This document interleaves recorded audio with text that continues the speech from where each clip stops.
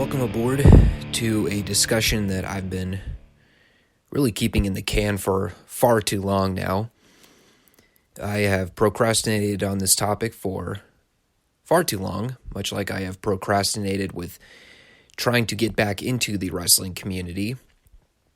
But it really was only a matter of time before WWE would provide the perfect opportunity for me to jump on it and finally make the video that is long overdue. A couple prefaces as to why exactly I am doing this video. Number one, as far as my recollection goes, I don't think anyone has ever made an in-depth discussion on this topic. And number two, there has definitely been a major shift in how wrestling fans have viewed NXT in recent time. If you were to ask the average WWE fan, what is NXT in its current state, you're probably going to get a mixed response from people.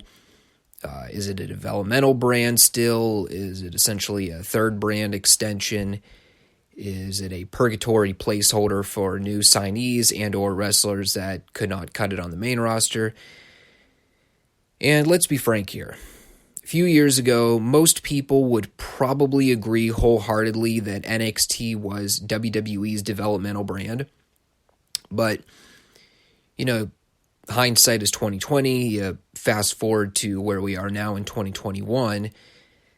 How much does that argument actually hold up now? I mean, there's a good chunk of talent that's been wrestling in NXT that are clearly more established and a lot better than some talent on the main roster. And whereas several years ago, you were pretty much conditioned to believe that the bulk of the talent that passed through NXT were going to eventually get called up to the main roster. Now that's not necessarily the case. Guys like Ciampa, Gargano, Cole, O'Reilly, Strong, the list goes on. How long have these guys been in NXT now? I think Gargano and Ciampa are going on like 6 years now. And yeah, granted, there was that really short period where they wrestled like 2 or 3 matches as a tag team on Raw and SmackDown, but for the most part, they've been NXT dudes since they signed with the company. And I've also read reports talking about how these guys may end up riding their NXT careers through their contracts, for lack of better terms.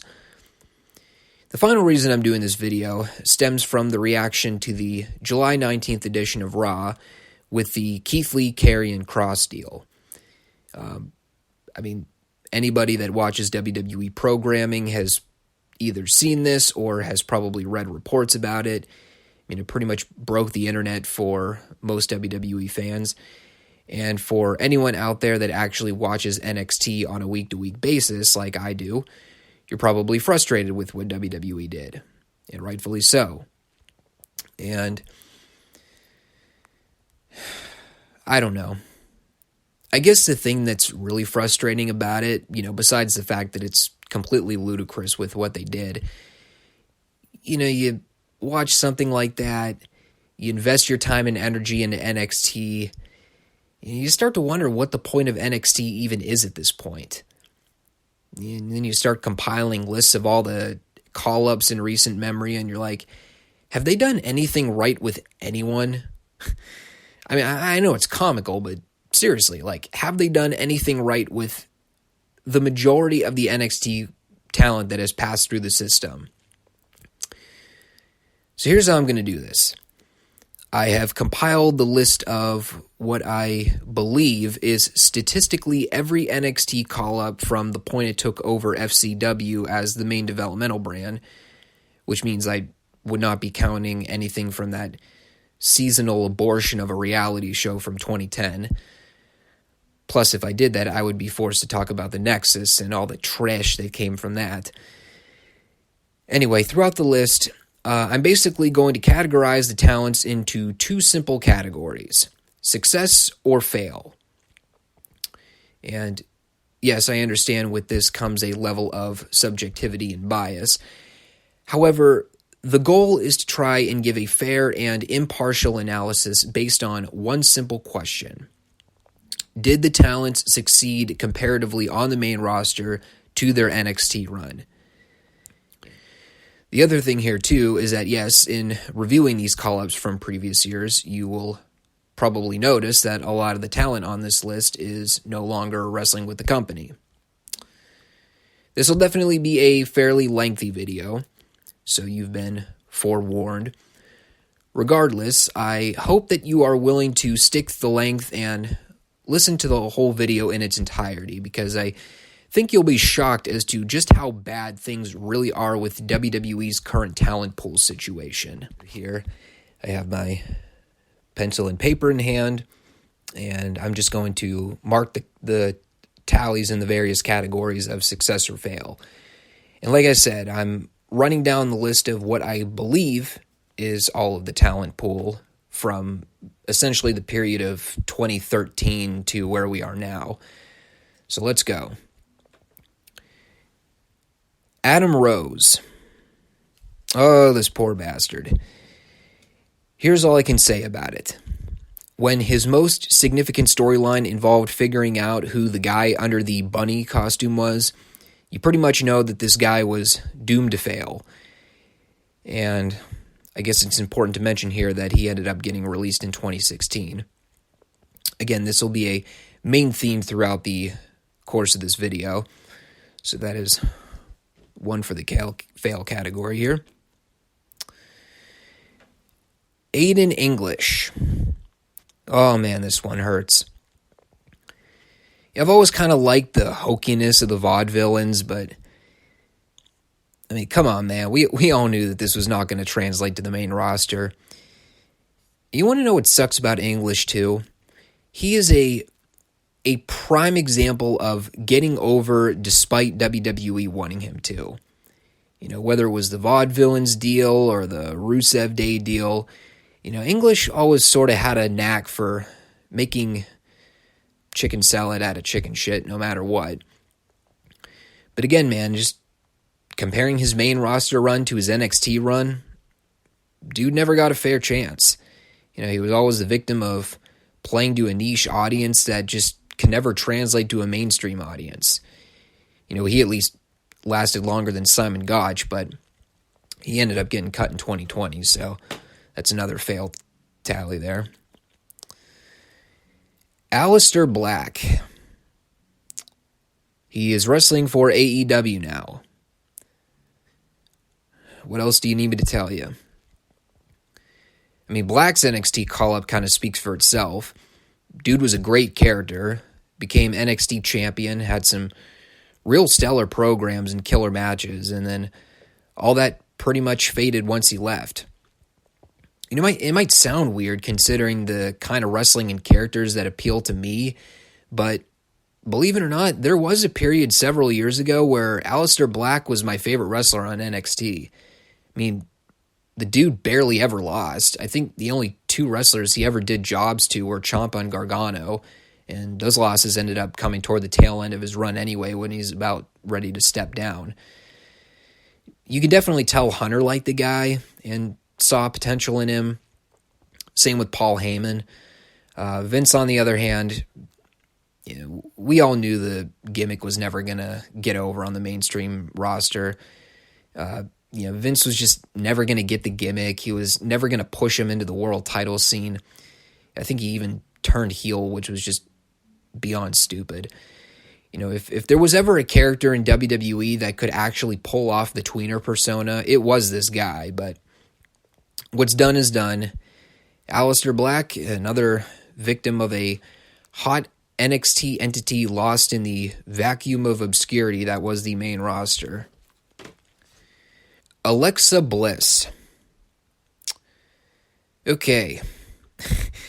Let me get this out of the way first. I hate this new Alexa Bliss witchcraft character. Everything about it is completely absurd. It's stupid.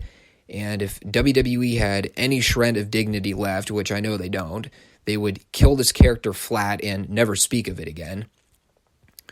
And now that we've gotten that atrocity out of the way, you know, Alexa is another case where you really have to call it as you see it. You know, in NXT, she was primarily enhancement talent.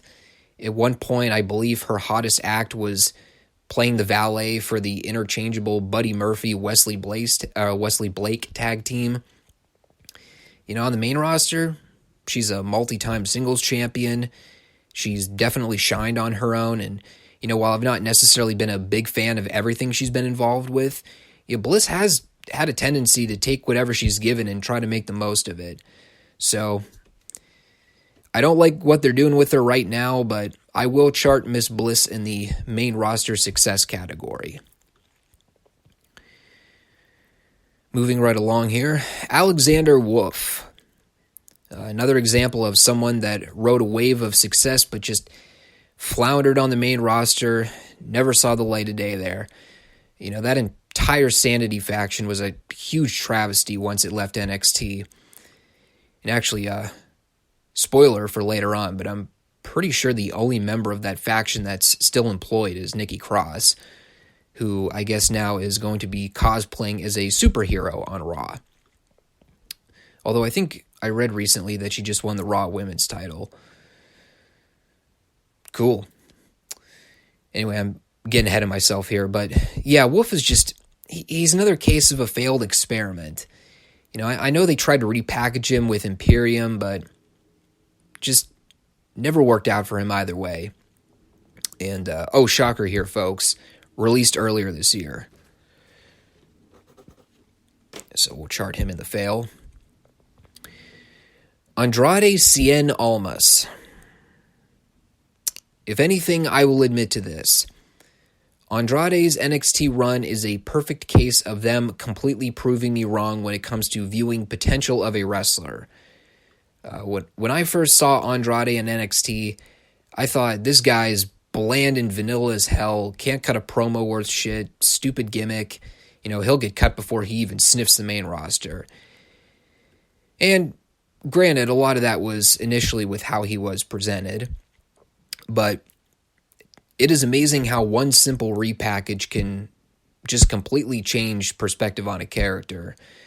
Not only did he improve drastically in a ridiculously short time span, most of that stemming from them partnering him with Zelina Vega, but he ended up getting comfortable in his own skin. He changed his character up. They put the belt on him.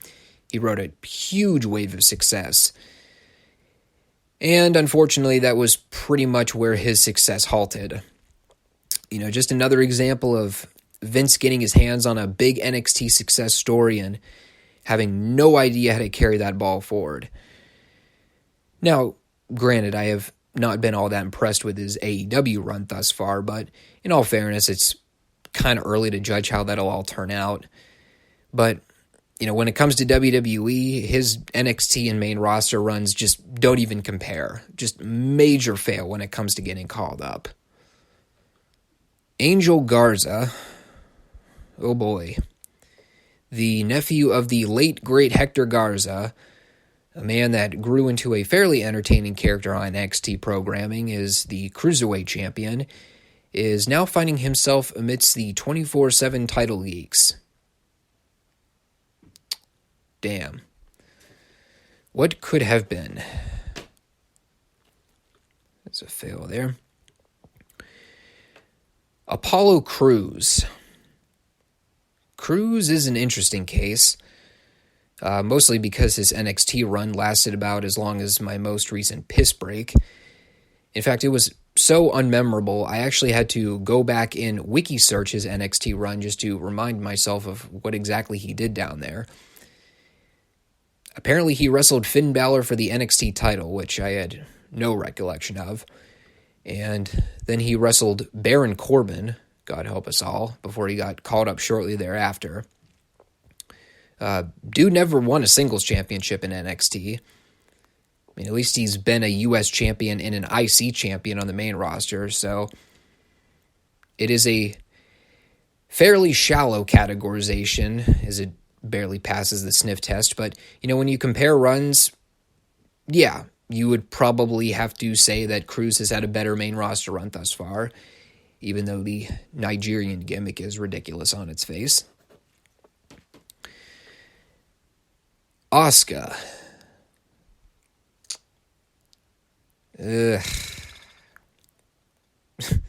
kind of bouncing back and forth here now. By comparison's sake, Asuka's NXT run was clearly better than her main roster run. She was pushed as a Mega Monster champion. They had her beat pretty much everyone. They never beat her. And they really tried to go out of their way to make her the female Goldberg. The worst thing WWE ever did with her was hype up her undefeated streak. Especially with how things go with Vince McMahon and undefeated streaks. I still cannot believe that WWE served up Asuka's win streak to fucking Charlotte, of all people, but is what it is. Anyway, just counting that, at least we could say that Asuka's been a singles champion on Raw and SmackDown during her main roster tenure. And, while she's definitely cooled down since she jobbed Charlotte at Mania, it's not like she's constantly being buried every week. So, while I would say I prefer her NXT run over the main roster run, I will not say that she has been a failure on the main roster either. So I got to chart her as a success. Austin Aries. I know Aries is a pretty controversial guy, and this is probably not the best video to dive into his personal issues, but show of hands, does anyone remember anything significant Aries did in NXT or the main roster for that matter? 205 Live is wrestling purgatory for small dudes, and I know that's where he ended up getting saddled for a short while. And yeah, I know he had some injuries he was battling at the time too, so that probably didn't fare well for him. But, even comparing that to his NXT run, what the hell did he even do down there? I know he feuded with Shinsuke Nakamura for a bit. That's about it, though. Honestly, if I had my own third category here, I would throw Aries into the overall failed WWE run. And, he ended up getting released not that long after he signed anyway. I think he lasted a little over a year before they let him go. So we'll chart Aries over here in the fail category. Authors of Pain. Sorry to say, but Authors of Pain in NXT was far superior to anything they did on the main roster. Yeah, they won the Raw tag titles at one point, but once they lost Paul Ellering as the mouthpiece, they lost all of their stigma. And the matches don't even compare either. You look at all those NXT matches with DIY and the Revival. AOP never had matches like that on the main roster. Whether they were when they were the top heel team in NXT, it gave the babyface challengers that much more momentum to ride on. You actually kind of felt like AOP was a huge obstacle to overcome. And, once they got to the main roster, just a lot of the steam wore off. They just kind of became a team. And plus you factor that in with both of them ended up getting released in 2020. It's just further wedges more disappointment. Sorry, I wanted to take a sip of my coffee there. Who do we got next? Oh, Baron Corbin. Good old boring Corbin. Nah, man, I like Baron Corbin. He's a charm. The greatest go-away heat character in recent WWE memory. Well, regardless of what we think about bland old Corbin, we'll take a look at the track record here. Main roster claim to fame includes Andre the Giant Memorial Battle Royal winner, Money in the Bank holder, although he did not have a successful cash-in after getting punked out by Jinder Mahal, of all people, United States Champion, GM, King of the Ring winner, and, well, as of July of 2021, apparently he's on the verge of financial collapse. Meanwhile, in NXT, his highlights include 8-second squash matches where he was the most over he was in his entire career. And I think he did get to feud with Rhino at one point. So, I guess that's kind of cool. Say what you want. Yeah, dude's been booked like a joke for years now, but he's racked up some credentials throughout his career, especially in the main roster run. I don't see him as a world title holder anytime in the next millennium, but he's definitely someone that you can tell Vince likes. So maybe an unpopular choice, but given his track record, I will say that Baron has had a pretty successful main roster run. Bayley. Here's what I will say about Bayley. Out of the entire cast of what WWE tries to brand as the Four Horsewomen, whatever the hell that even means, Bayley to me is easily the most talented of the four. And I know that'll piss off a lot of the Charlotte fans, but you know what, I don't really care. You want to talk about a character that grew to become universally loved by pretty much every fan base. WWE really had something with Bayley in NXT. And, she ended up becoming the top babyface since Daniel Bryan at one point. And think about this, too. You all remember during this time, I think it was 2015, if I remember correctly, when Stephanie McMahon was out on Raw every week trying to prop up that bullshit women's revolution propaganda.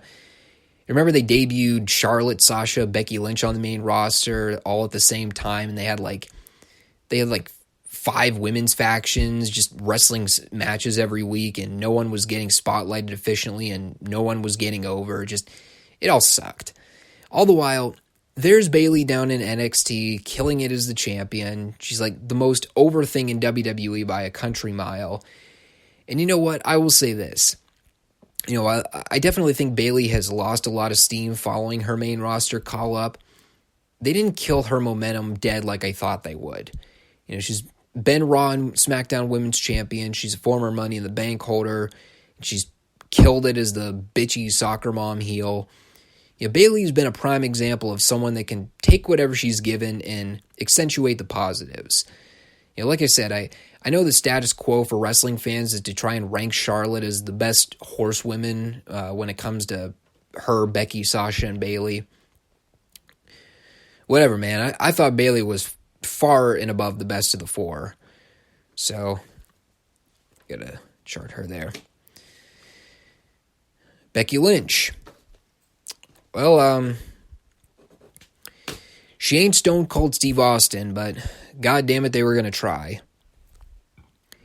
And I definitely prefer the badass Becky Lynch over the bumbling, goofy Irish dance chick she was saddled in NXT for a period of time. But, much like Bayley, it's kind of hard to tally Becky as a main roster fail. I mean, I would say she's done pretty well for herself, especially when you look at how over she was a couple of years ago before she got preggo. In fact, now that I think about it, I don't think Becky has ever had a singles run as a champion in NXT. So by that fact alone, I guess you'd have to chart Becky in the success category. And, ain't no way she was ever as over in NXT as she was on the main roster, inadvertently or not. So, good for her, man. Not sure what her career status is at this point, but if she ever decides she wants to get back in the ring again, she'll probably be as over as she was before, if not even more than that. Bianca Belair. This one is pretty clear-cut for me. To this day, I still have absolutely no clue how Bianca went 3 years in NXT having never won the Women's Championship. When I saw Bianca in the Mae Young Classic, either 2017 or 2018, whatever year that was, I knew from the very first time I ever saw her wrestle that she was going to be a huge star. She was still green at the time, but, she had potential, and she also had that kind of charisma that you just really can't teach people to acquire in professional wrestling anymore. So it still kind of baffles me to this day that they never went all the way with Bianca in NXT. And, that's why when they had Bianca win the Rumble match this year and beat Sasha for the women's title at WrestleMania, this one ended up being a given. I really do have to credit Vince and WWE. I know it's really easy to sit there and complain about how they treat most of this talent that get called up, but, the one individual that we can say they definitely have yet to screw the pooch on is Bianca Belair. Now, of course, this is WWE we're talking about, so they could just wake up tomorrow and decide to have Bianca drop the belt and put her on a 6-month losing streak for no reason. But until that day comes when they drop the ball with her, I will say that Bianca has been a huge main roster success for WWE thus far. Big E and Xavier Woods, I'm going to go ahead and throw these two together, mostly because they've been attached at the hip since their call-ups. Yes, there was a period for a short while where they were doing their own thing, and Woods was a dancing fool with Tyrus on Raw, and Big E was meandering around the mid-card. You know, they did eventually find their footing with the New Day deal, something that I still cannot believe is a thing in 2021, but nevertheless, you know, and while it's taken WWE far too long to get on the board with the Big E train, so to speak, you know, at least they're jumping on it now instead of saving it for the second coming of Jesus Christ. And yes, Big E was NXT champion, and a pretty dominant champion at that. But when you compare Big E as an overall talent from his developmental run to where he is now, dude, it's night and day. He is so much more comfortable and settled than he was back in 2013 or 2014. Woods, yeah, I mean, he was pretty much job talent in NXT for his entire run. Yeah, so while the New Day gimmick has been overexposed for years now, you know, Big E and Xavier are much more well-rounded now than they were during their NXT tenure. So I will chart them as main roster successes. Two men that I will not categorize as main roster successes are Big Cass and Enzo Amore. And once again, I'm going to tie these two together because for the majority of their WWE run, they were basically attached at the hip as a duo. That was until they tried to split them up with the Shawn Michaels Triple H whodunit story a few years ago. And, yeah, suffice to say that was a bad idea. Look, Cass and Enzo have their separate issues, and you know we really don't need to go into that here, but I don't think we can disagree that Cass and Enzo's shtick was always best suited for the NXT audience. You know, I think a lot of us had the impression that Cass was going to get the bigger push when he came up to the main roster, considering who was overseeing things. You know, God damn it, pal, this big Cass fella, he's big. Got to push this guy to the moon. Ditch that loudmouth goofball. Well, Vince got what he wanted, that is for sure. What a tragic, epic fail of a story. Bo Dallas. Oh my God. Poor Bo Dallas. Someone needs to write a book on the tragic rise and fall of Bo Dallas in WWE. I mean, honestly, Bo Dallas is like the perfect model for this entire video. I mean, he would just be my front cover. I mean, dude was NXT champion for over 200 days, had some of the greatest skits in NXT in 2013 and 2014, and, you know, as soon as Vince got a hold of him, just had absolutely no idea what to do with him. You know, I know he got released earlier this year, but last I read, I don't even know if he's still wrestling. I mean, you want to talk about a real wrestling tragedy. Bo Dallas needs a full-length discussion on how to successfully fuck up a call-up. Bobby Roode. Get him over in the fail category here. Come on now, are we going to even debate this?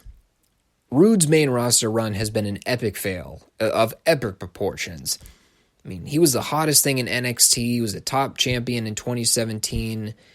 Now he is a bland mid-card talent teaming with Dolph Ziggler in 2021. No.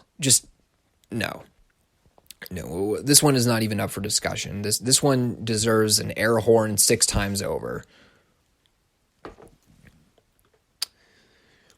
Bray Wyatt. Bray is a complex character to break down.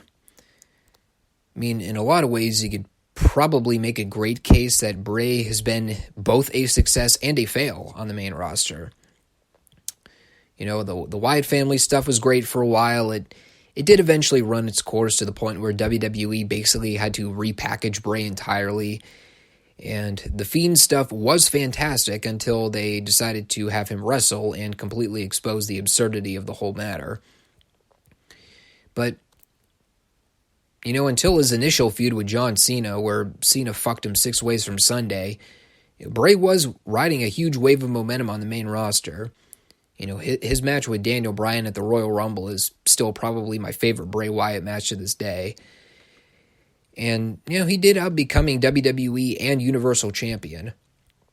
Granted, for a short period, and both those title reigns were horribly botched. So, God, it's tough. You know, by comparison to NXT, Bray Wyatt definitely evolved a lot on the main roster as a personality. You know, and they had enough confidence in him for a long period of time that they kept featuring him as a major deal. You know, even if most of his feuds were huge disappointments. So, controversial opinion here, but,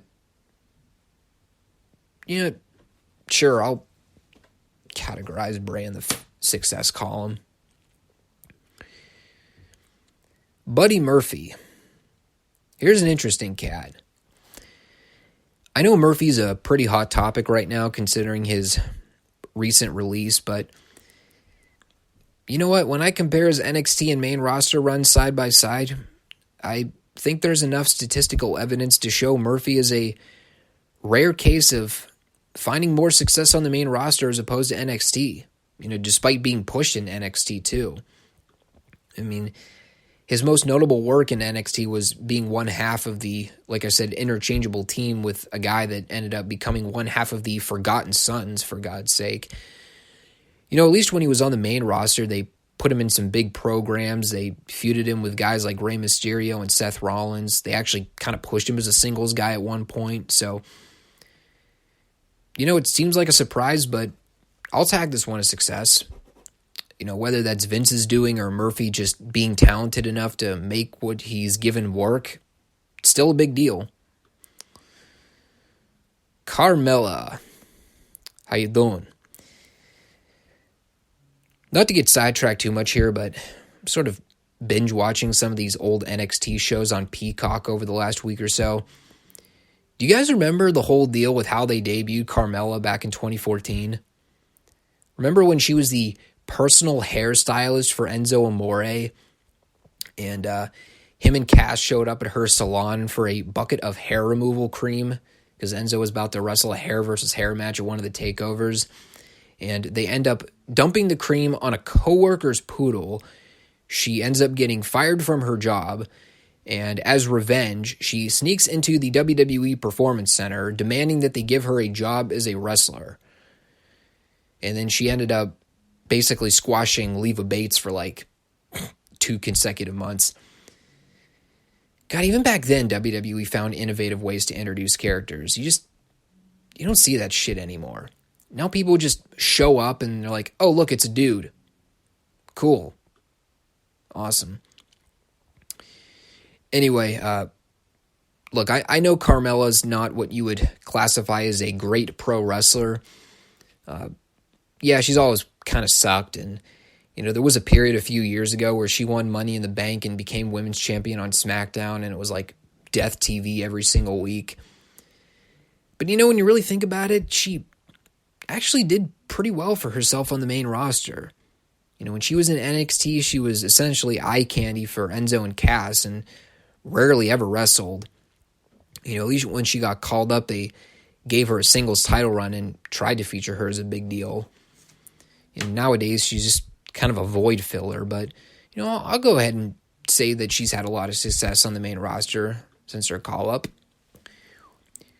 Chad Gable, an extraordinarily talented wrestler and former NXT Tag Team Champion, gets called up to the main roster, is told to cut his hair, change up his gear, is given a nonsensical name change, and booked to look like a dweeb for months. You tell me which run was better. Charlotte Flair. Guess I should try and clarify, because I know I sort of went on a mini Charlotte tirade when I was talking about Bayley earlier. I don't dislike Charlotte as a performer. I think in the grand scheme of things, she's incredibly overrated, both by WWE and wrestling fans, period. And you know what? I hate to say it, but let's just call it as we see it. Charlotte is a statistic for WWE. That's all she is to them at this point. They're trying to rack up her title wins so that they can build another bullshit statistic and, tie in her title reigns with Ric Flair at 16. The problem is they're already playing around with numbers by trying to discount her NXT runs, which, doesn't really make any sense, but that's for a different day. That said, when it comes to her run on the main roster, yeah, she's definitely been a great deal of success. 5-time Raw and SmackDown Women's Champion, 2020 Royal Rumble winner. She got to main event WrestleMania in 2019 in front of live fans. I think, didn't she main event Sasha Banks at one point on a WWE pay-per-view? I kind of remember them billing something as like the first WWE pay-per-view in history with the women getting to main event the show. Not that all-female pay-per-view they did, but like an actual WWE show. Again, female empowerment. Yay. So, while I'm not a fan of hers, I've kind of been soured more on her over the years just because of how forceful WWE is with pushing her and ramming her down my throat and up my arse. She's been a main roster success. I just wish we'd all quit trying to overhype Charlotte as the GOAT when, I probably wouldn't even classify her as the best female talent they have right now in WWE. Already there. Chelsea Green. I don't think we need to spend a whole lot of time harping on this one. An unfortunate wrist injury pretty much ended Chelsea's WWE run entirely. Obviously, her NXT run was more successful than her main roster run, where I think her only actual televised appearance was on SmackDown, only to have it revealed shortly thereafter that she had broken her wrist in that same match. I will say that, WWE really did her dirty with basically screwing her out of her contract, and I never actually knew about this until I read into it, but apparently before she was released in April of this year, she had supposedly signed a 3-year deal with them in 2020. So, yeah, doesn't surprise me, but an unfortunate tally in the fail category. Damian Priest, again, I know some of these may seem unfair to judge right now because of how recent some of the call-ups were for some of these guys, but let's take a look here. Priest was a former North American champion. He had some pretty high-profile feuds with top stars and was presented as a big deal in NXT. And on the main roster, his most notable feud, if you even want to call it that, has been with The Miz, God help us all. We had a couple Royal Rumble eliminations, but, and the other thing, too, is they involved him with that 24/7 garbage. He was used as a ploy in the celebrity deal with Bad Bunny, wrestled in some pretty unmemorable matches. I really don't know what they're doing with him right now. All I do know about his main roster run is that he is in the running right now for being dubbed in the category of worst match of the year for WWE with the Zombie Lumberjack catastrophe. Look it up if you haven't seen it. It's quite the spectacle. So, I don't know. You tell me. Which is proven to be better for Damian Priest? Again, I know it's early, but so far I'm not so hot on his main roster run thus far.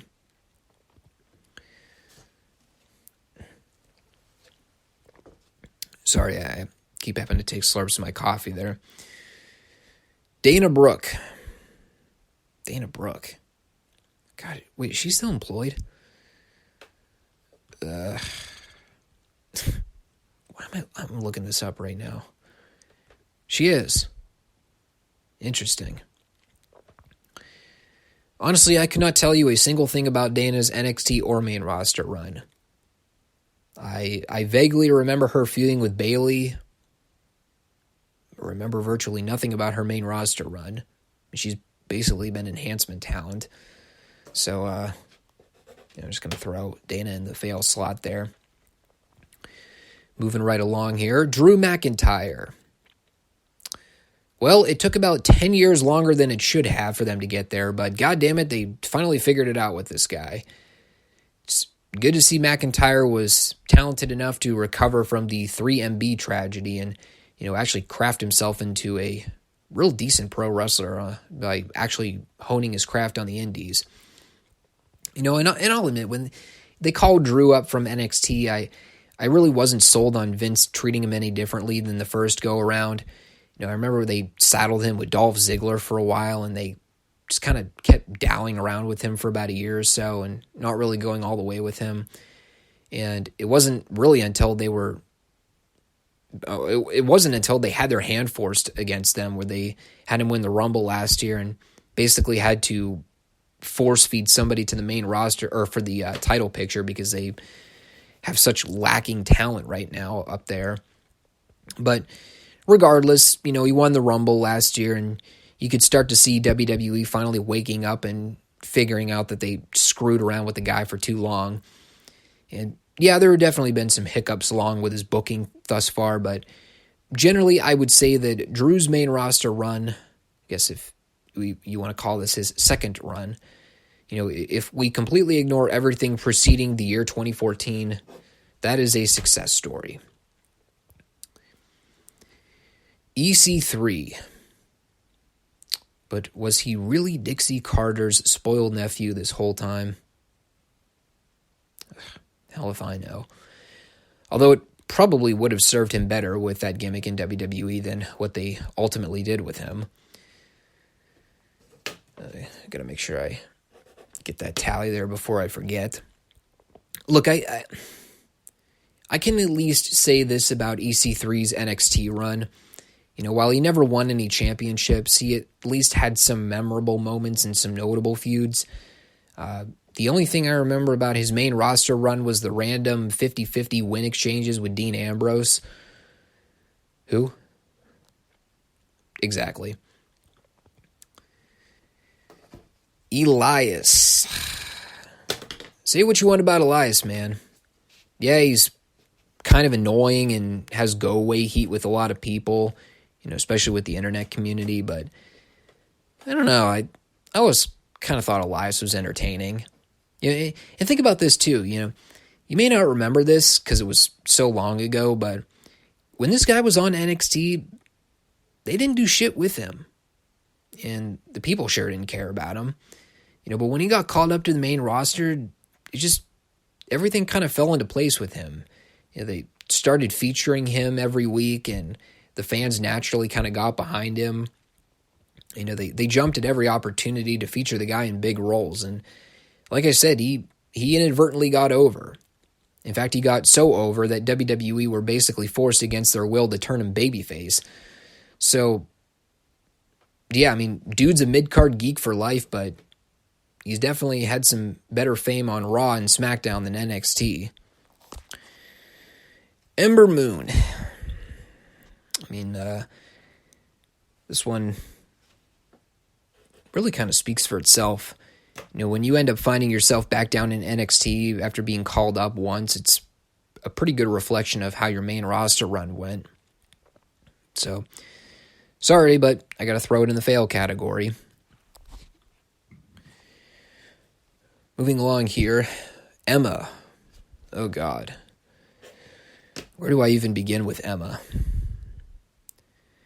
Look, some of y'all like Emma, Tennille Dashwood, whatever she goes by now. That's fine. I always thought she sucked, but that's just me. But discounting my bias. It's another case of a gimmick that was just doomed to fail once it left NXT. And unfortunately for her, WWE's attempt to repackage her as a heel flopped. I mean, it flopped even worse than her initial run as the ditzy babyface. I don't know. Maybe I'm wrong. I always got the sense that Dashwood just really didn't have her heart into what she was doing in WWE. Yeah, I know she went through a lot of personal issues that sort of hindered her push, but regardless, when you compare NXT and main roster runs, it's not even equivalent. I mean, Emma was just a major fail as main roster runs go. Eric Young.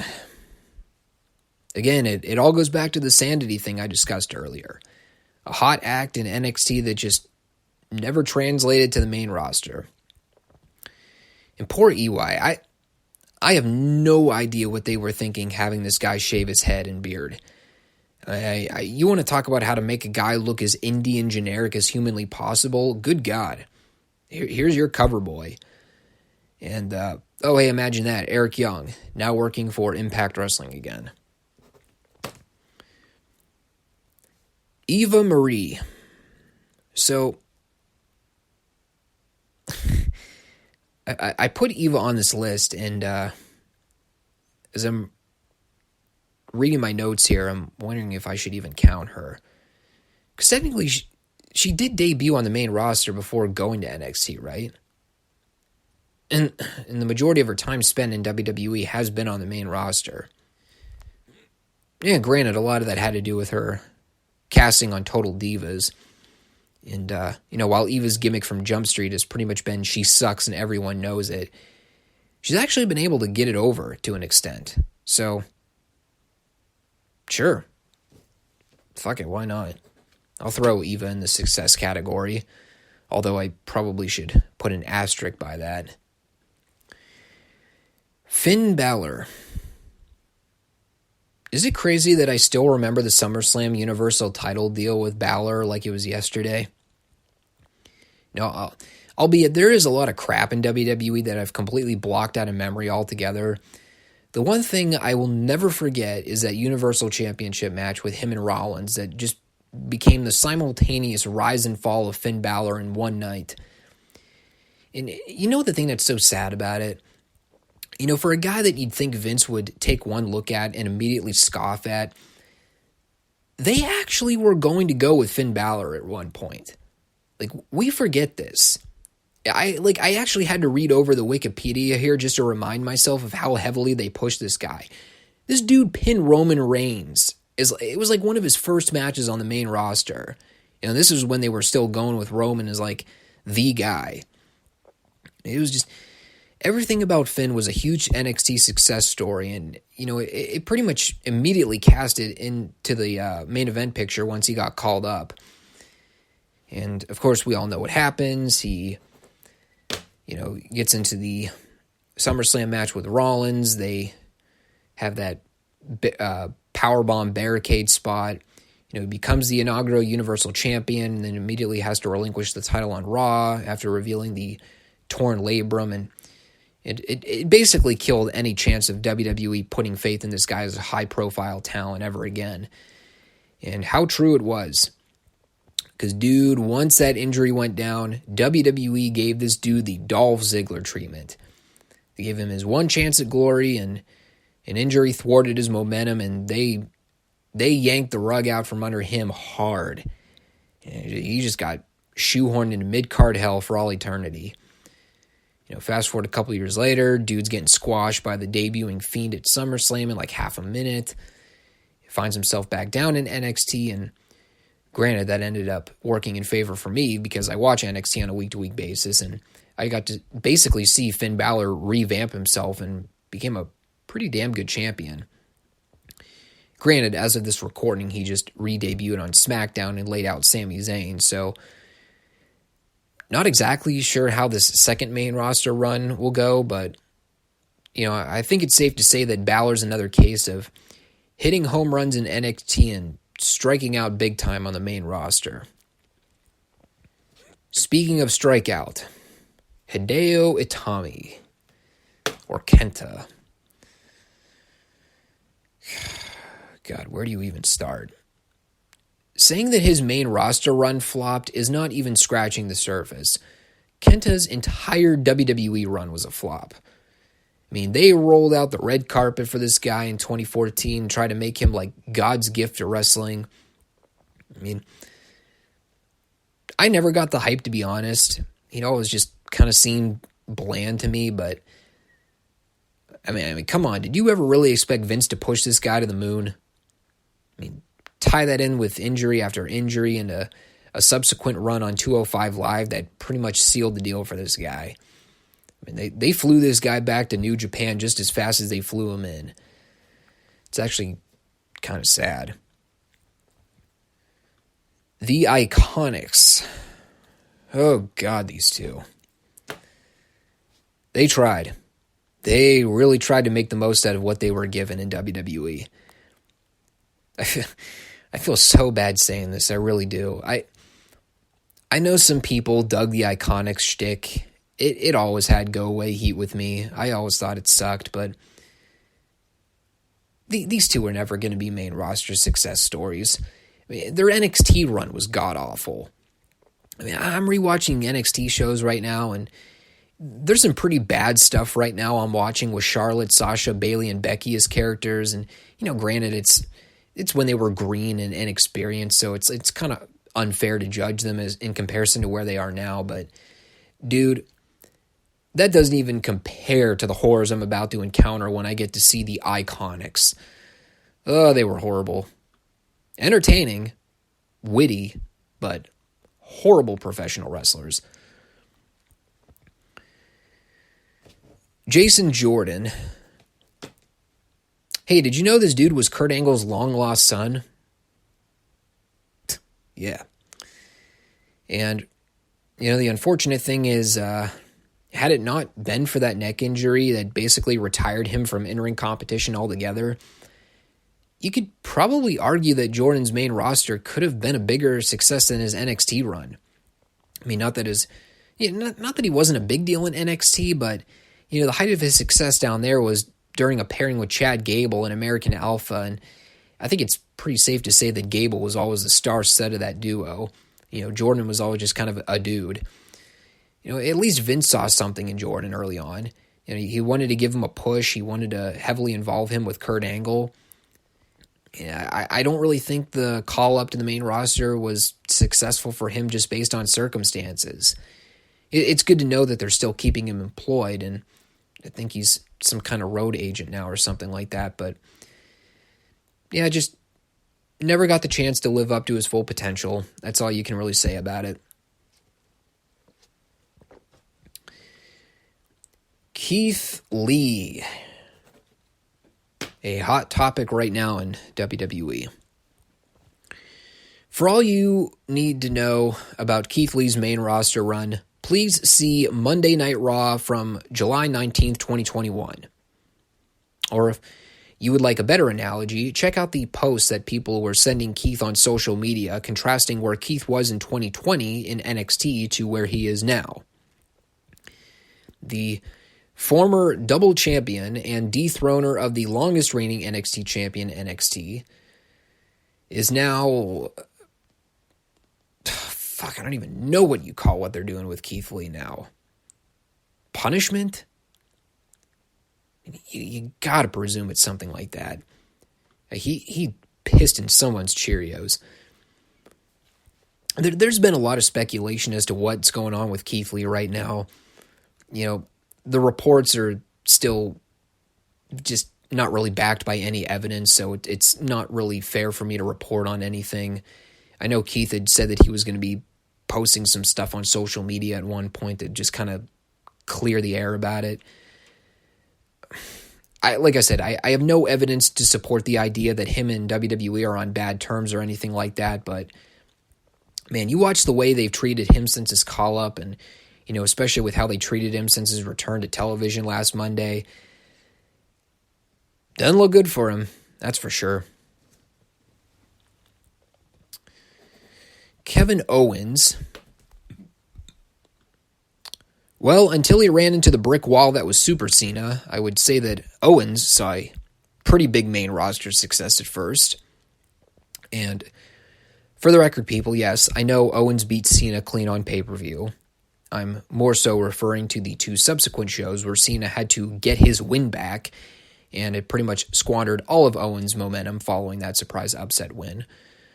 Because again, in WWE, they can't just leave well enough alone, even if they do something as surprising as have Owens pin Cena clean on a pay-per-view, they always have to make sure that Cena gets back at the talent and gets his in the end. See Ryback, see Bray Wyatt, see Rusev, see AJ Styles, see Cesaro, see the Nexus. Well, pretty much see every John Cena program up until the point where he had one foot out the door and stopped giving a shit. Then he decided that doing jobs for people was good for business. Anyway, sorry, I didn't want this to turn into a hit piece on Cena, but someone's got to speak the facts. But even when you analyze Kevin Owens' main roster run, it hasn't exactly lit the world on fire. He's been fairly solid, I guess. He's won singles titles, discounting the WWE title. In fact, I think he's won every singles title by now, right? It's kind of like an Asuka situation where, I definitely prefer his NXT run, especially when he was smashing Sami Zayn and dominating everybody as the top champion. But, again, it's not like his call-up was basically doomed from Jump Street. Compare it with a lot of modern-day call-ups. Kevin Owens is probably seen as one of the better success stories that WWE has had to run with. Killian Dane pretty much goes without saying. Anyone that gets called up and ultimately finds themselves back down on NXT has pretty much done a great disservice. And much like Wolf and Young, another member of Sanity that is no longer employed with the company, a guy who, let's be frank here, was actually worse off in his second NXT run as compared to his first. Lacey Evans. Now, Lacey is an interesting case. On the one hand, you could make the argument that her main roster run was pretty unmemorable, but then you think about it for a second. She feuded with one of the top female talents they had in Becky Lynch. She's gotten multiple championship title matches. She's been in some high-profile matches at key pay-per-views. I think she even got to pin the holy Charlotte Flair at one point, which is unheard of. Say what you want about her character. While I would say I never really got fully behind it, I'd say her main roster run was a lot more successful than her NXT stint. Probably due in large part to the fact that Vince liked her, so fuck it, I'll throw Lacey in the success category. Lana. Just another failed WWE experiment of trying to make a manager into a wrestler when it's completely uncalled for. Lana's story in WWE is such a hot mess, I could probably do a separate topical discussion, but for the sake of time, let's just say, once WWE decided to ditch Lana's association with Rusev and drop the Russian accent, it was all downhill for her. At least her NXT run suited her gimmick. She did really well as the mouthpiece for Rusev. But as soon as they tried to put her in the ring, it exposed her. And pretty soon she just became a jag with the rest of the roster. I know it sounds harsh, but Lana will always be a case of, if it ain't broke, don't fix it. Lars Sullivan. Pretty safe to say his main roster run tanked hard. And I know he's got all kinds of personal issues and injuries that he's dealt with, but I wouldn't even quantify his main roster run as a success. Quite frankly, I don't think I ever really counted his NXT run as a success either. I think he got an NXT title shot at one point, but yeah, that's about it on this guy. They did try to push him hard, but I don't know, just there's always something missing with that dude. I don't know what it was. And, well, it doesn't matter now because as of 2021, he's no longer employed with the company. So there you go. Lio Rush. I know I've already kind of made the 205 Live purgatory joke, but I mean, what else is there really to say? You know, I will say that I liked his NXT program with Angel Garza over the Cruiserweight title a couple of years back, but, you know, between the size thing and the bad attitude, you know, Rush was pretty much doomed to fail in WWE regardless of whether it was NXT or the main roster. Liv Morgan. She had a blue tongue at one point. That is all. No. Yeah, I don't know. At least her main roster run consisted of her affiliation with the Riot Squad.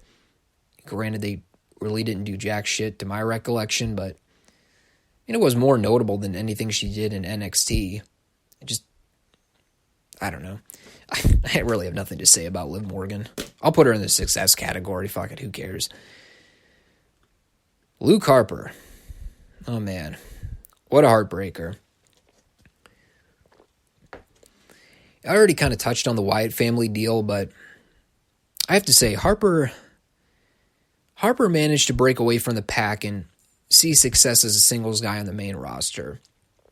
You know, he's a former IC champion. He ended up doing some independent stuff outside of the Wyatt family for a short while. People actually got behind him at one point, if y'all remember that. I don't remember which year it was. There was a period where he was on SmackDown, and I think he was doing some stuff with Randy Orton, and I remember people were pretty behind him at that point. So, no, he never reached the status of a Bray Wyatt or anything like that. You know, Harper did manage to become more than just a background player in the Wyatt family. You know, it's kind of unfortunate, and I'll get to Rowan a little later on because he's on this list too, but I don't know. It always seemed like Rowan was such a hold down for Harper because they always had to kind of throw Rowan with Harper just to make Rowan relevant, and it always kind of hindered Harper's singles success just because of it, but it's not important now. You know, in his AEW run, you know, while it was fairly brief due to his untimely death last year, you could definitely tell that Harper had a pretty big fan base. So I would say that he had a very successful main roster run, and WWE run for that matter. Mandy Rose. Generic WWE blonde 1247 who I continually confused with Liv Morgan for the longest time. All joking aside, if anyone can name me something Mandy's done of great significance on the main roster since being called up, I would love to hear it. Actually, now, Mandy Rose. Oh yeah, now that I think about it, didn't she just show up in NXT like a week ago? Was that her? I don't even remember at this point. Who cares? Matt Riddle. Or, I'm sorry, Riddle. Just Riddle. Actually, that should probably be his new name. Just Riddle. Well, I will at least credit WWE for one thing.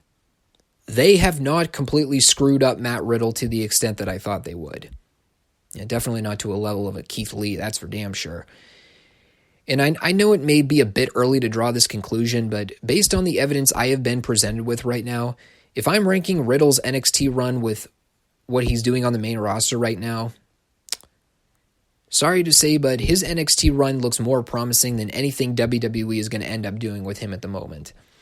I mean, his only claim to fame on the main roster right now in terms of championships or major wins, I believe he was the U.S. champion earlier this year, which didn't last that long anyway because I think Sheamus is the champion now. He did get to compete in Money in the Bank, but I don't know. I know Riddle's kind of an acquired taste in WWE. You know, I always kind of had a bizarre appreciation for him. Yeah, he's quirky, but he's at least a legit athlete, and that's probably why I appreciate him because, yeah, he's kind of booked as a goofball and kind of carries himself as one, but, you know, at least the dude can wrestle and work, so you kind of take him legitimately. I don't see Vince ever pushing him beyond where he is now. If they ditch the comedy stuff and try to force feed him into actually, playing up his MMA background, they could actually kind of make him a world title contender, and a credible one at that, against a Bobby Lashley. Sounds more intriguing to me than them digging up Grandpa Goldberg, but whatever. All I know is when I look at Riddle's NXT run versus his main roster run, his NXT run was clearly proven to be more successful. Right now he's just kind of a comedy character on the main roster. Maybe things will change, but I don't know, man. I don't see Vince ever going all the way with him. Mojo Rawley. I once heard that the dude doesn't get hyped, but he stays hyped. Yeah. All joking aside, I sort of have to play Mojo's card in that NXT main roster comparison. I mean, yeah, they did stuff with him on the main roster, but none of it went anywhere, and it really wasn't that impactful. And granted, his NXT run was not really impactful either. I think a lot of the problem there just comes with the numbskull that decided that it'd be a good idea to turn him heel and make him look like every generic bland heel in the wrestling book. Just, I don't know. It was just another character that worked for the niche audience in NXT. It just never had the opportunity to translate to the main roster. That's all. I don't think I need to spend any more time on it.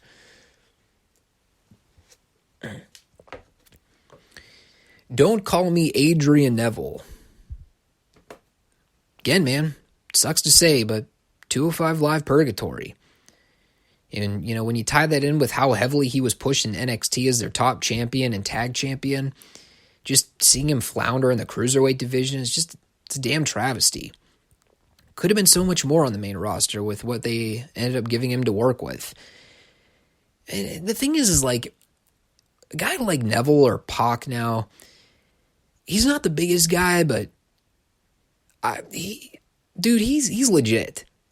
I would not pick a fight with this guy. I mean, like I said, he's a smaller dude, but he looks like an athlete. He's built like one. He carries himself like one. He's got a grungy look. Like, I would totally buy this guy as a main eventer. But that's not how WWE saw him. I mean, I would have bought Neville as a credible world title contender against AJ Styles at one point. When AJ was the champion on SmackDown in 2016, I think they had called up Neville by that point, and I was like, they could put him on SmackDown and build him up against AJ, but I don't know. Just a program that was never meant to be.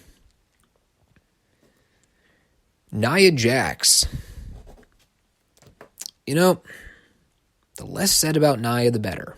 But again, I'm trying to be as fair and impartial as I possibly can. When you compare Nia with her NXT and main roster runs, I think most people would agree that she's been a pretty significant success on the main roster. I know she had a couple title matches with Asuka at one point, but they never went all the way with her before she ended up getting called up. And again, I don't want to harp on her too much because I know Jax she's been on the head of a lot of controversy, particularly with her ability, or should I say inability, to competently wrestle, but maybe that's a topic for a different date. Nikki Cross. God, I don't even know what you call what they're doing with Nikki right now. This Nikki Ash deal. I cannot ignore the fact that it seems to be over with the fans. I always preferred the psychotic mental case Nikki Cross, but regardless, she seems to be making the most of it right now. And again, she's a scenario where you find success in NXT and WWE. So I'll throw him a bone here, and I'll rank Nikki's main roster run as a success, even though I think the superhero thing is a steaming turd. No Way Jose. Just another failed Adam Rose experiment. At least Adam Rose got some featured storylines, though. I mean, yeah, he had a little bit of a cult following NXT, but No Way Jose. Just a huge WWE flop entirely. Oh, and by the way, released in 2020. Otis. The only credit I can give WWE on Otis right now is that he's getting featured. And while I don't really dig the 1988 John Goodman look, I can at least acknowledge, hey, he is on TV. But if we're comparing the crazed, whacked-out Otis of Heavy Machinery with this new gimmick he's sporting with Chad Gable, I think it's safe to say Otis is significantly less over now than he was in NXT. So I am chalking this one up in the fail category. Especially when you think about the fact that there was absolutely no reason for them to break up Heavy Machinery to begin with. Paige. I know this is probably horrible now that I totally forgot about this until rewatching the old NXT shows. Did anyone else completely forget about Paige's debut on the main roster when she beat AJ for the Divas title? Like, I don't know why I completely exterminated that from memory. Not intentionally, of course. I don't know. It was something that was probably a big deal at the time, but years later, now you just kind of look at it and it blends in with the rest of history. Anyway, all fairness here, I never really got the Paige hype in WWE, kind of like how I never got the Emma hype. That said, she did end up winning the top singles title in short order, and they featured her in prominent roles. It's unfortunate she got plagued by injuries that pretty much abruptly ended her in-ring career. So, while her main roster run was relatively short-lived, she was given some high-profile programs, and the company obviously liked her enough to keep her around following her retirement, so it's a good sign, I guess. Retribution. Just to save some time here, I'm going to just pin all these schlubs together because not a whole lot more needs to be said. WWE took Mia Yim, Shane Thorne, Mercedes Martinez, and Dominik Dijakovic, rebranded them with completely asinine names like Jagoff, Slapnuts, and Teabag, put them under masks, and have created the most underwhelming undercard faction since DOA. And in fact, the one that benefited the most from this group was Mercedes, because she's actually now down in NXT, because she had the balls to say, this sucks, I'm requesting my release. And like I said, she didn't quite get that, but she is at least wrestling on NXT as herself instead of being associated with this horse crap. Revival. Oh my god. Dude, Revival needs their own book. If I ever write a book on biggest WWE talent misses, Dash and Scott are going to be on the front cover. I guess what they go by now in AEW, Dax Harwood and Cash Wheeler. Is it even worth discussing this one? Here's what I'll say. Watch the Revivals program with Gargano and Ciampa in NXT from 2016. Compare that to anything they did with these two on the main roster. I rest my case. Oh, and did I mention they wrestle for AEW now? Rhea Ripley. As awesome as Rhea was in NXT UK and NXT, I have to credit WWE. They wasted no time with her on the main roster. They saw huge star in this woman, and they rode that wave right into WrestleMania this past year. In fact, they pretty much gave her the Paige treatment by immediately thrusting her into the title picture without any build-up at all. And the great thing about a person like Rhea Ripley is that she looks legit, so you can actually buy that as credible. And again, to their credit, they had Rhea beat Asuka for the Raw Women's title at Mania. So they went all the way with her from the jump. That wasn't until Charlotte swooped in and ruined everything by beating Rhea for the belt at Money in the Bank for literally no other reason than WWE needs to rack up Charlotte title wins to glorify their record-breaking status. But we do not need to talk about the fact that Charlotte ruins everything. I think most of us already knew that. Ricochet. What can we say about Ricochet? I know people kind of run hot and cold with him. I've always been on the fence. I personally never saw the appeal in him. Yeah, he does a lot of cool flips and things like that, but I don't know. He always just kind of seemed like another dude to me. But again, I won't ignore how over he was in NXT. He had some pretty great matches during his run. That North American Championship match with Adam Cole in the summer 2018 was fantastic. It was part of that ladder match at WrestleMania weekend that same year, I think. So, I mean, like even the tag stuff he did with Aleister Black toward the end of his NXT run was a lot of fun. And again, you knew Vince was never going to get it with him on the main roster. Wasn't there a period of time where he was wearing that wacky ring gear and everyone was like, what the fuck is this? I don't know. At least the dude got to wrestle in Money in the Bank this year, but boy, is this guy cooled off in the last couple of years. Riddick Moss. Who?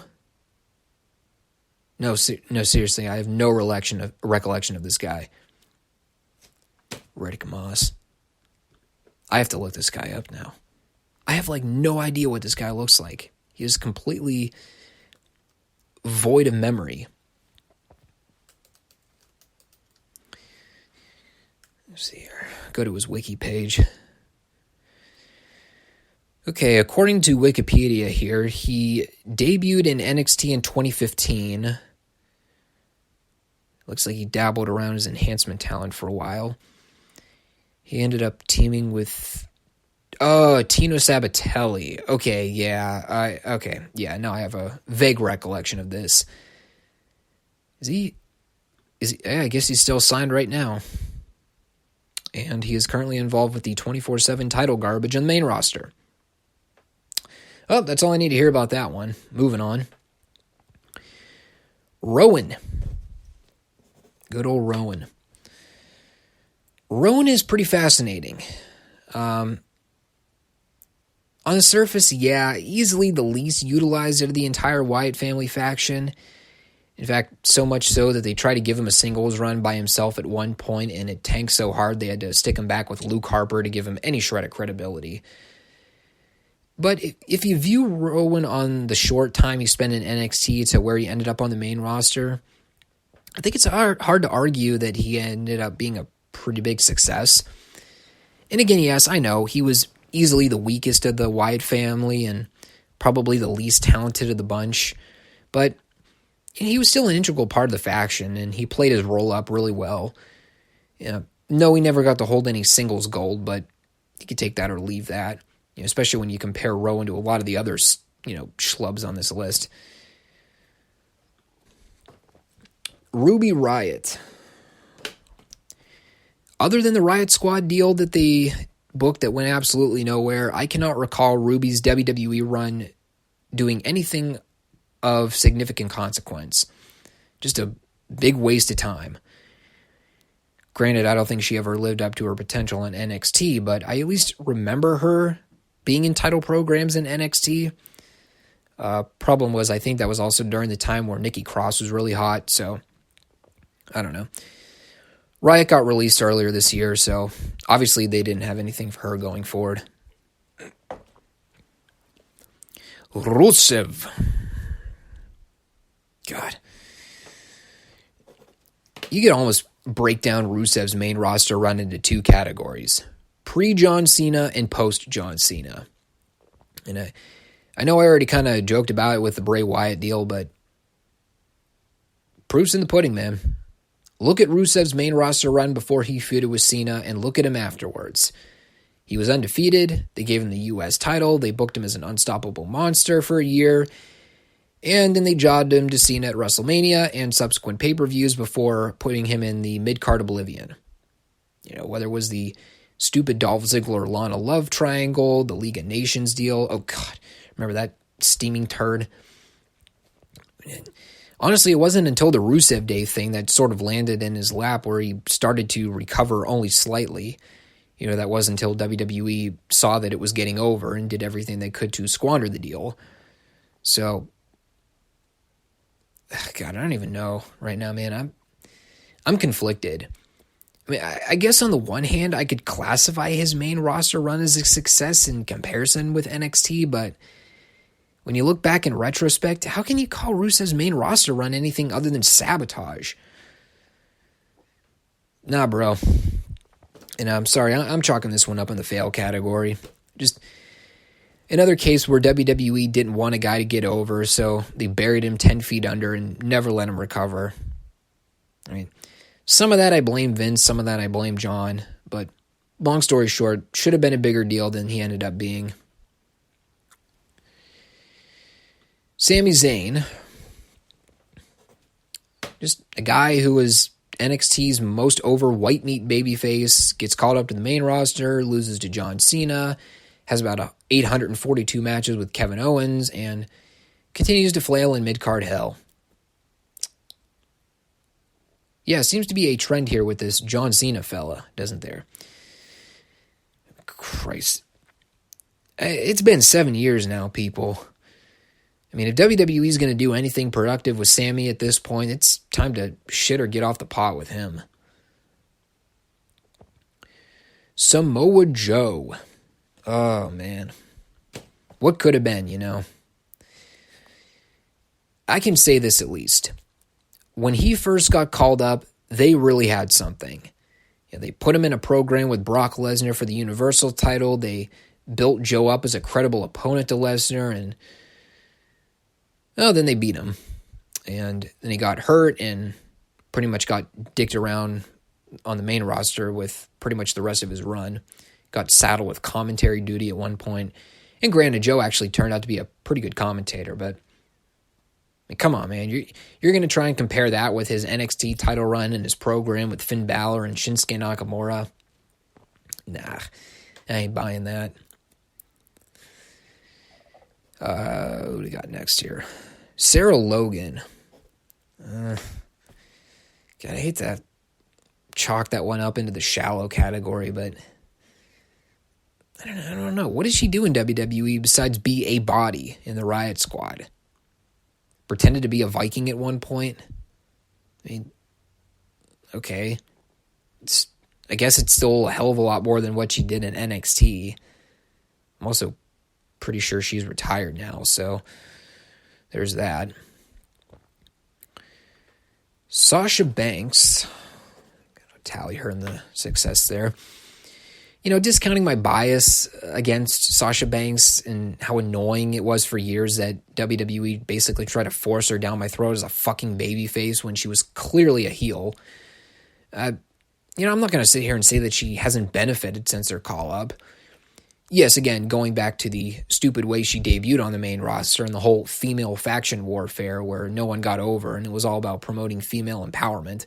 You know, Sasha did end up having a good main roster run. You know, even though I've always seen her as the weakest of the horsewomen, you know, one of my favorite women's matches in WWE to this day is that Iron Woman match she had with Bayley for the NXT title. I really enjoyed the match that she had with Bianca this past year, too. So, yeah, I'm not a fan of hers personally, but she definitely charts as she definitely charts as a success. So I'll put her in that category there.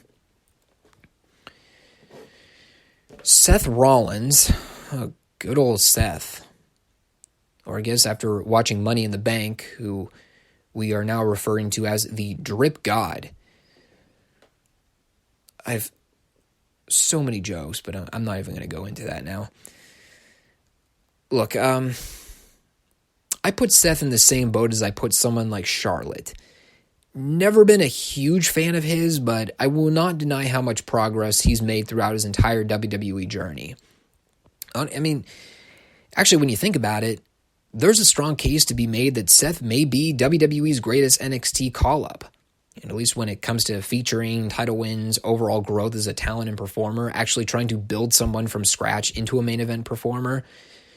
You know, and the problem is now in 2021, it's clear that he's been overexposed, but you know, going from being the first NXT champion to the Shield run, turning heel and splitting from the group, Money in the Bank holder, WWE champion, the feud with Hunter, even though the whole authority thing was hot garbage. I would say Seth has had the proper WWE build to develop out of a star. You know, You take a guy, you feature him in lower card programs, you slowly progress him up the card. Once he starts to gain some traction, you start building him up into the world title, you give him that big win, and voila, you have yourself a credible star. Granted, he is not a megastar or anything like that. I would not say that Seth is a mainstream attraction. But, it's sure as hell better than what they tried to do with Roman for 5 straight years. It took a while for them to win me over, but Seth is actually a real success story for WWE. Definitely someone that exceeded my expectations. I have to talk about this one. Shayna Baszler. Dude, if you need any clarification on Shayna, just watch her feud with Alexa Bliss. I don't even know how Shayna can go from being one of the most dominant NXT women's champions, second to Asuka, I guess, to whatever in the hell you call the garbage she's involved with Alexa Bliss. It's beyond me. I mean, if their goal was to do everything in their power to delegitimize any and all of Shayna's badass persona, they succeeded in that goal tenfold. So, I don't know whose Cheerio Shayna pissed in, but whatever the reason she's getting the treatment she is right now, it's sad. All that said, I don't think anyone needs a lot of foresight here, or forethought. If we're looking at Shayna in NXT versus Shayna on the main roster, most of us would probably be pining for her to wind back down in NXT soon, just given her treatment over the last several months. Shinsuke Nakamura. The one thing I can always appreciate about a man is the gives no fucks attitude. And if there's ever a dude in WWE that is the epitome of that, it is Nakamura. This dude is there for a paycheck. Guy that was the hottest thing in NXT. Just, I don't even know. He's a jag. Just another guy.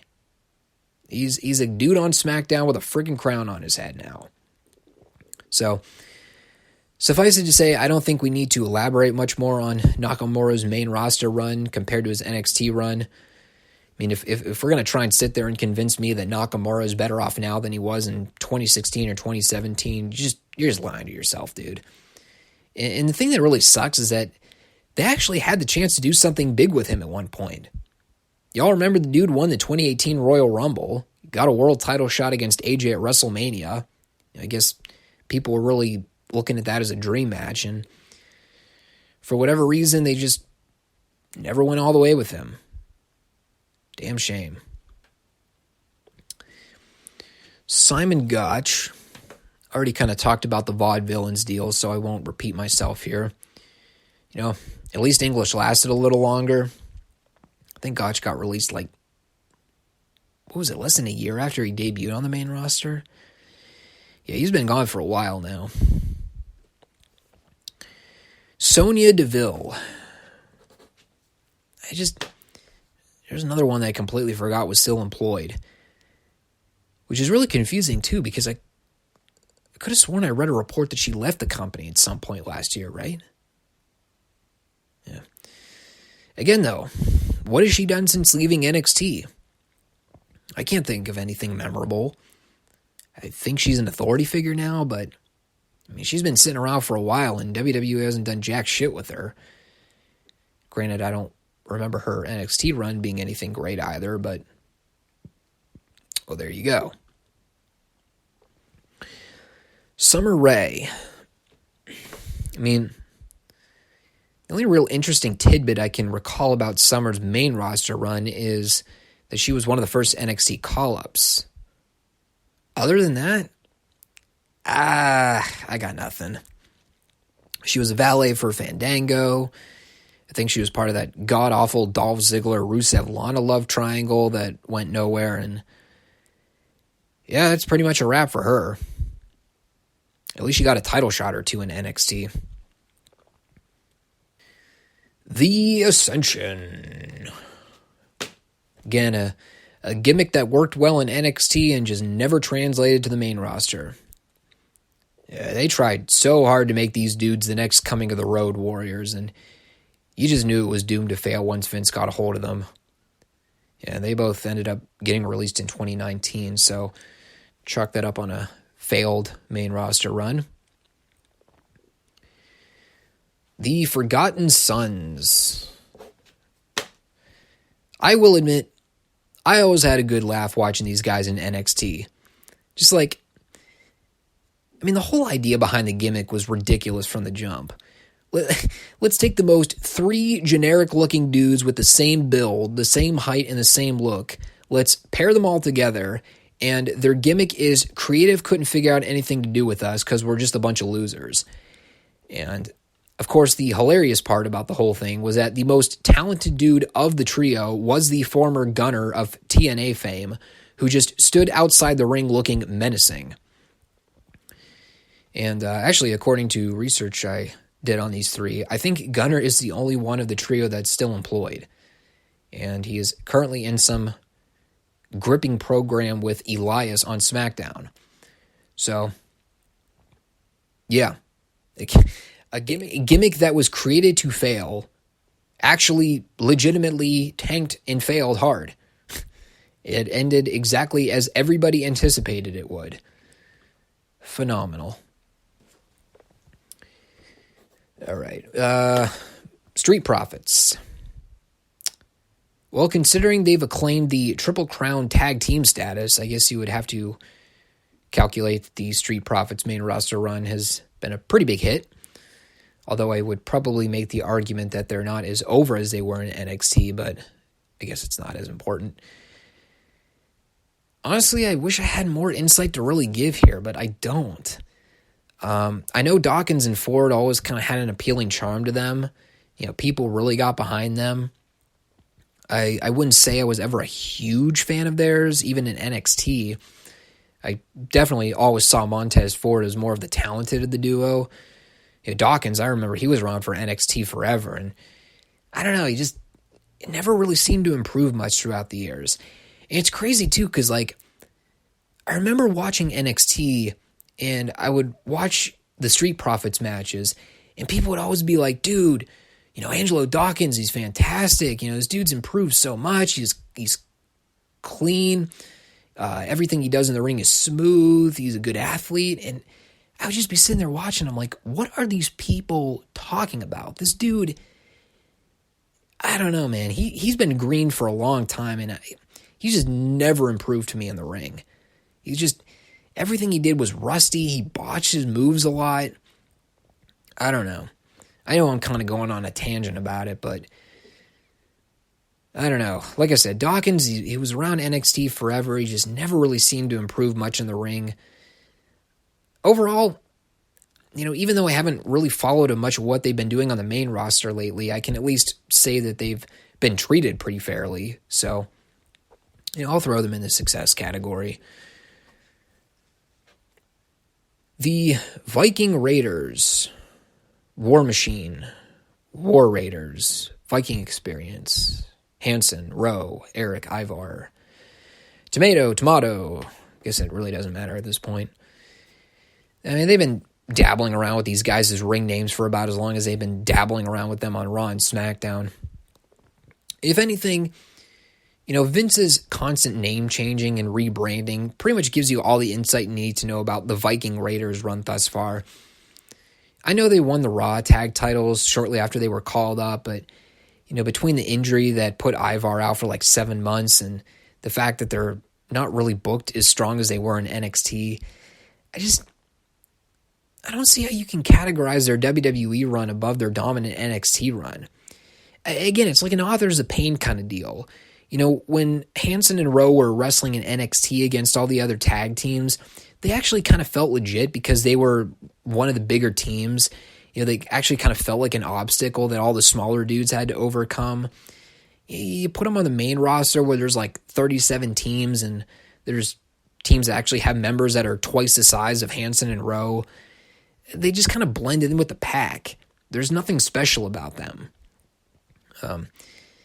They're just, I don't know. They're not booked poorly, but they're not booked as dominant as they probably should be for dudes their size that can actually move and work. Tucker, a successful NXT tag team, called up, immediately dropped of last names, split up for no discernible reason, with the aforementioned Tucker eventually getting axed from the company altogether. Pretty much all you need to know right there. Ty Dillinger. Look, I'll be honest, I was never a big Ty Dillinger, Sean Spears fan. Still not to this day. He bores the brakes off of me. It doesn't matter if he's wrestling for AEW or WWE. Just whatever they see in him is something special. I don't see it. But, even I can recognize when something gets over that has no business getting over in the first place. Say what you want about a lot of other guys on the list here, but Ty was a deliberate WWE sabotage job. They actively did everything in their power to bury this guy 6 feet deep so that he never stood a chance to get over. And I believe last on this list here, Tyler Breeze. Great shtick in NXT, doomed to fail once it left Full Sail. Factor that in with him ended up finding himself back down in NXT a few years later, pretty much, again, sums up all you need to know there. I mean, I knew this guy was toast on the main roster as soon as they called him up and put him in a program with Dolph Ziggler. Oh, and yeah, that Tyler Breeze fella, released earlier this year. Oops.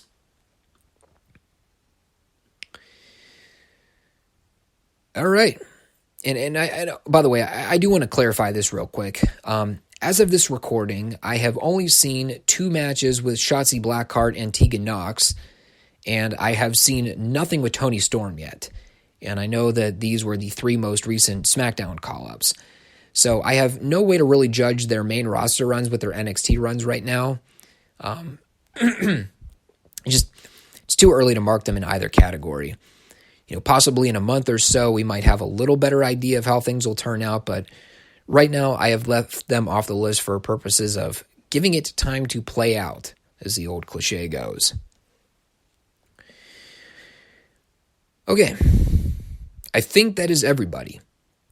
So now what I want to do is I want to calculate what I classify as the failed call-ups from the successful call-ups.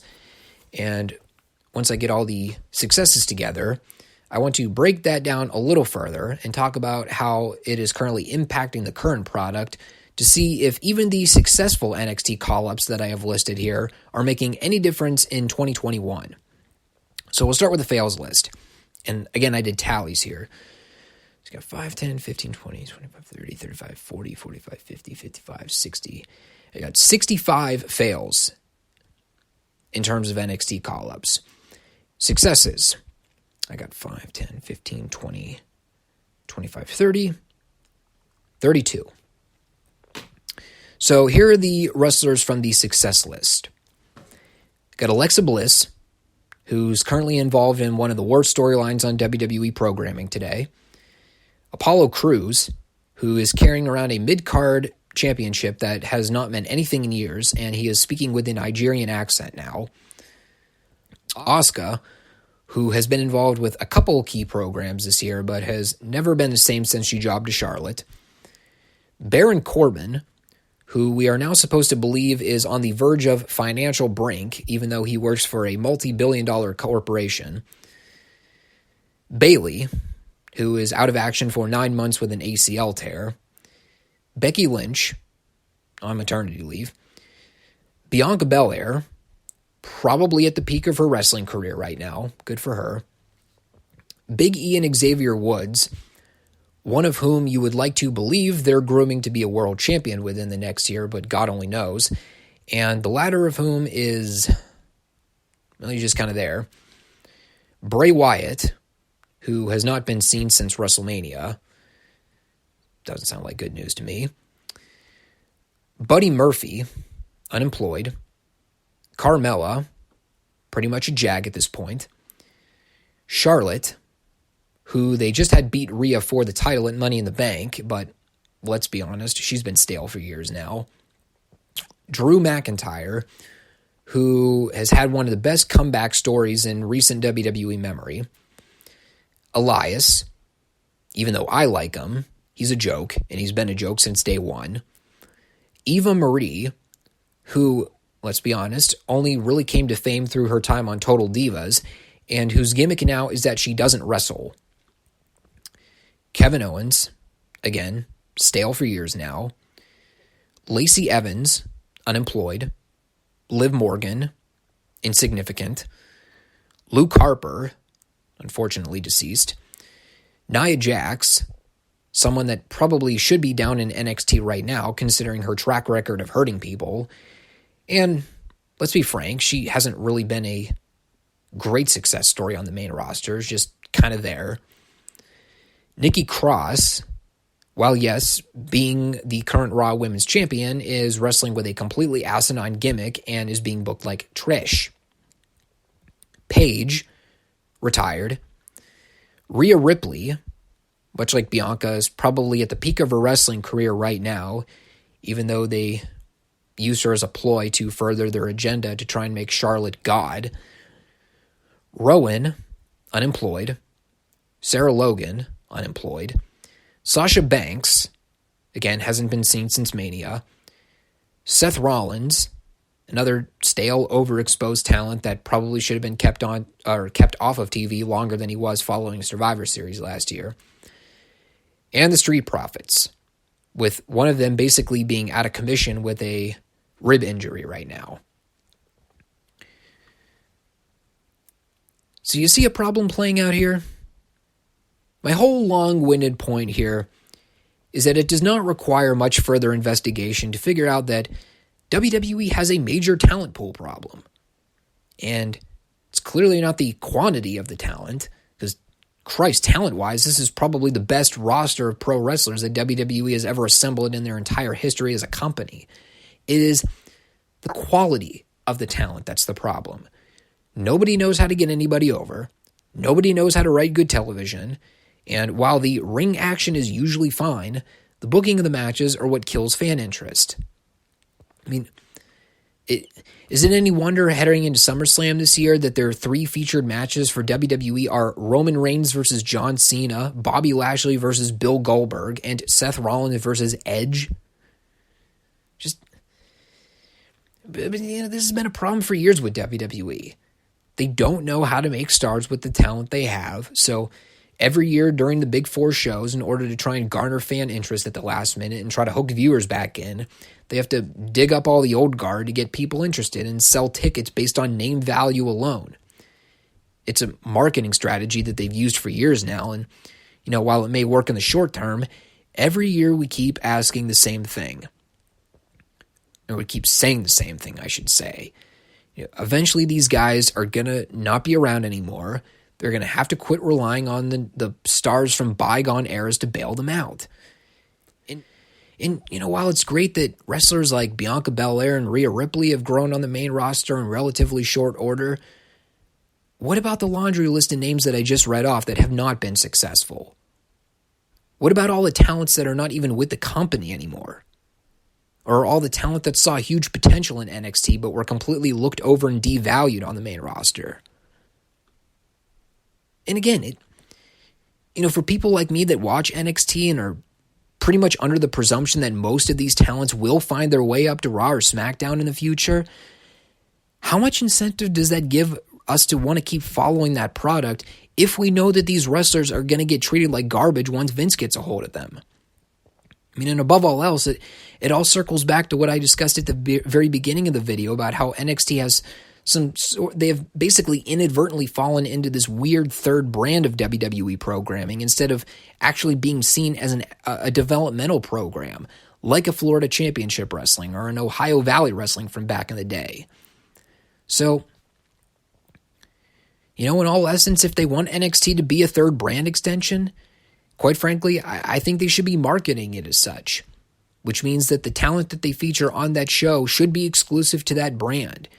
That way we aren't getting the dumb stuff where we're getting the NXT champion showing up on Raw with the title, by the way, and then jobbing in a random 2-minute match for no discernible reason. Just don't even put yourself in that position to begin with. Otherwise, you have absolutely no reason to do call-ups. And if you absolutely have to do call-ups, can we at least make a concerted effort to wait until guys have wrapped up key storylines or title reigns? I mean, that's another thing I've noticed in recent memory with WWE. It's like you're watching NXT, you're seeing all these storylines get built up, and then things just get dropped because they just randomly show up on Raw or SmackDown. I mean, can we just try to make transitions feel smooth and authentic instead of just, hey, Karrion Kross is going to debut on Raw for no reason despite being the NXT champion and currently being set up to feud with Samoa Joe on NXT. Whatever. Guys, I've spent enough time on this subject. I would love to get some interaction in this comment section and just hear any insight that you guys have to give. You know, things you agree with, things you disagree with, whatever the case might be. I want to hear from you. You know, share anything on the subject down below and let me know where you stand with the NXT call-ups, the current main roster situation. You know, let's get some kind of discussion going here. And, you know, where do you think the future holds for a lot of these talents? Make sure you stay posted for future content on this channel. Again, I'm trying to rebuild this from scratch again. I've been so hot and cold with videos for so long now. It's my fault. You know, I